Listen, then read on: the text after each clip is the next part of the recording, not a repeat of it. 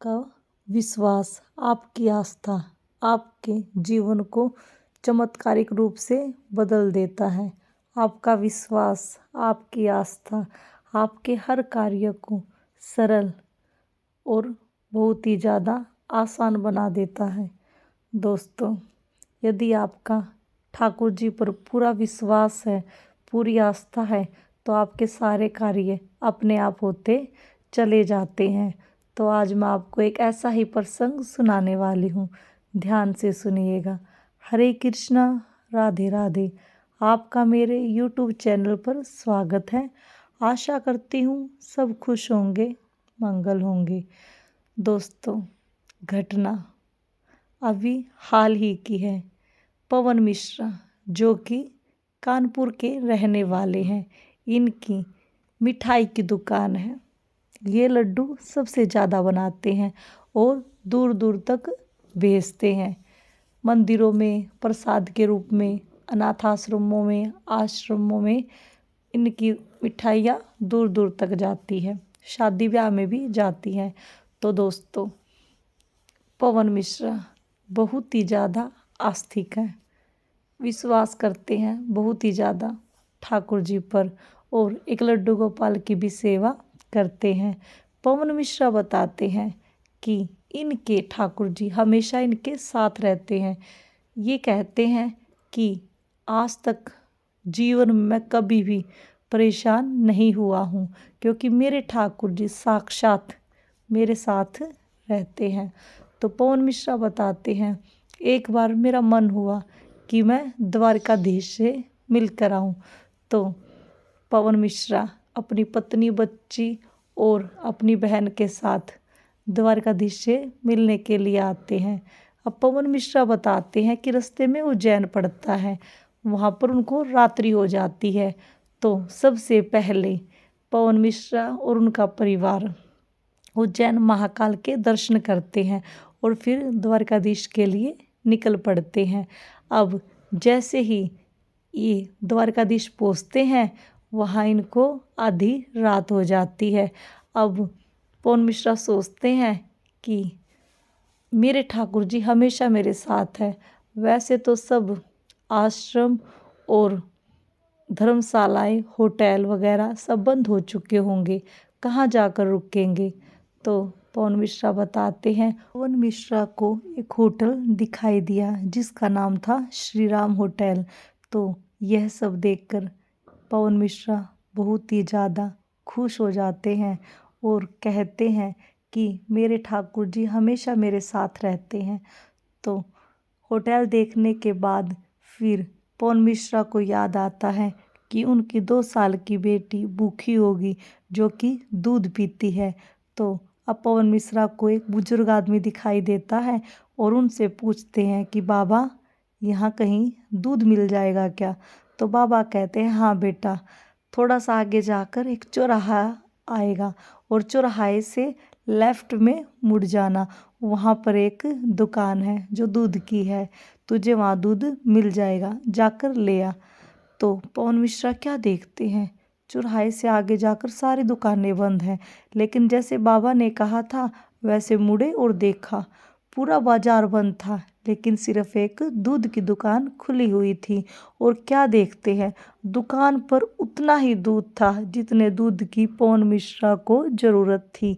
यह देखकर पवन मिश्रा बहुत ही ज़्यादा खुश हो जाते हैं और कहते हैं, मेरे ठाकुर जी हमेशा मेरे साथ रहते हैं। दोस्तों, यदि आपका विश्वास मजबूत है ना, तो आपको हर चीज़ में, हर व्यक्ति में ठाकुर जी नजर आने लग जाते हैं। तो फिर पवन मिश्रा दूध लेकर जाता है और यह सब वार्तालाप अपनी पत्नी और बहन को बताता है। उसके बाद पूरा परिवार आराम से रेस्ट करता है और सुबह उठकर सब द्वारकाधीश के दर्शन करने के लिए जाते हैं। जैसे ही द्वारकाधीश के गेट पर पहुंचते हैं तो 2 लाइनें बनी होती है, एक लेडीज़ की और एक जेंट्स की। तो पवन मिश्रा अपनी 2 साल की बेटी को कंधे पर बिठा लेते हैं और उनकी पत्नी और बहन दूसरी लाइन में लग जाती है। भीड़ इतनी ज़्यादा थी कि धक्का मुक्की हो रही थी, लेकिन पवन मिश्रा को विश्वास था कि मेरे ठाकुर जी मेरे साथ हैं, मुझे दर्शन भी होंगे और मैं अच्छे से वार्तालाप भी कर पाऊँगा। तो पवन मिश्रा ऐसे ही सोच रहे थे। इतने में बेटी का रो रो कर बुरा हाल था, क्योंकि 2 साल की जो थी, छोटी सी थी, अब रो रही थी, भीड़ को देख रही थी, धक्का मुक्की हो रही थी। तो इतना होते होते एक सुंदर सा नवयुवक आता है और पवन मिश्रा को कहता है कि आप मेरे साथ आइए, मैं दर्शन करा देता हूँ।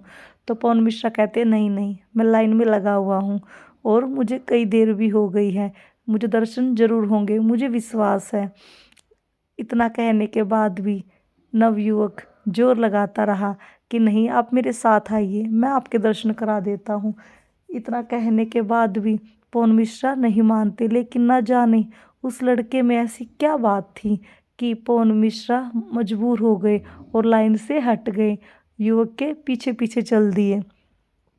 युवा ने वीआईपी गेट में एंट्री कराकर सीधा द्वारकाधीश के दर्शन कराए।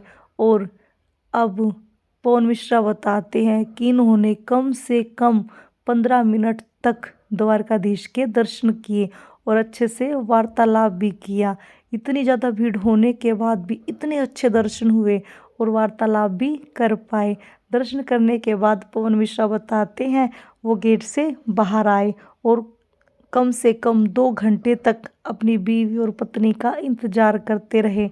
और ये सब बातें पवन मिश्रा अपनी पत्नी और बहन को बताते हैं कि मुझे 2 घंटे हो गए, मैं तुम्हारा कब से इंतजार कर रहा हूँ।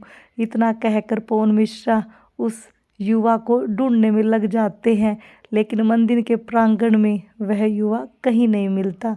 तो अब पवन मिश्रा और उसका परिवार दर्शन करके चले जाते हैं। पवन मिश्रा बताते हैं वो नवयुवक कोई और नहीं, मेरे खुद ठाकुर जी आए थे मुझे दर्शन कराने के लिए, क्योंकि मेरे ठाकुर जी कभी भी मुझे अकेला और परेशानी में नहीं छोड़ते हैं। मैं कोई भी कार्य करता हूँ, मेरा कार्य आगे से आगे हो जाता है। कभी भी मेरे ठाकुर जी ने पूरे जीवन में मुझे कभी भी परेशान नहीं किया है।